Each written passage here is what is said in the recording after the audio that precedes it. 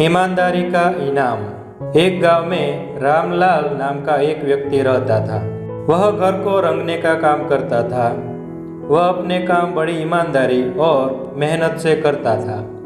मेहनत करने के बाद भी बहुत कम कमा पाता था, जिससे उसकी केवल 2 समय की रोटी का जुगाड़ ही होता था।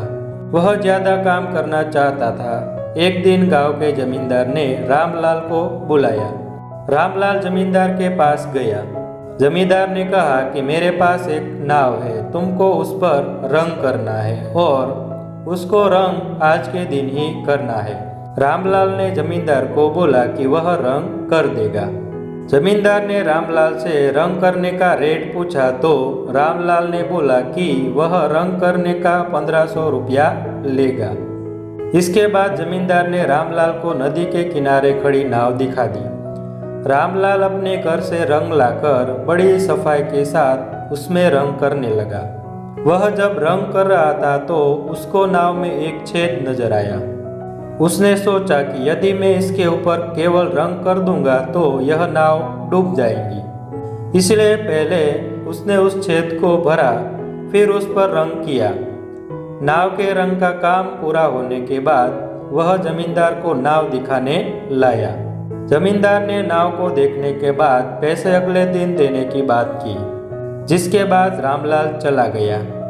अगले दिन जमींदार के बीवी बच्चे उस नाव में बैठकर नदी के पार घूमने के लिए चले गए। शाम को जब जमींदार का नौकर लौटा तो उसने घर के बाकी सदस्यों को घर में न देखकर जमींदार से पूछा तो जमींदार ने बताया कि वह नाव में बैठकर नदी के पार घूमने गए हैं।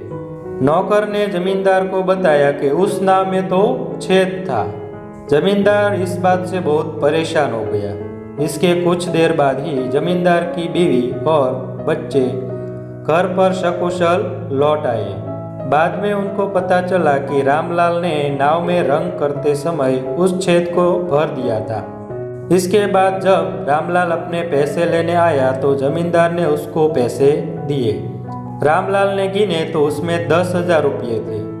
रामलाल ने कहा, आपने गलती से मुझे ज़्यादा रुपये दे दिए हैं। जमींदार ने कहा कि नहीं, यह तुम्हारे काम का इनाम है जो तुमने किया है।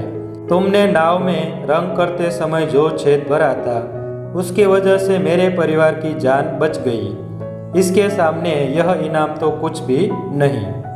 और फिर जमींदार ने उसे बड़ा घर देने का वादा भी किया। रामलाल पैसे लेकर घर चला गया।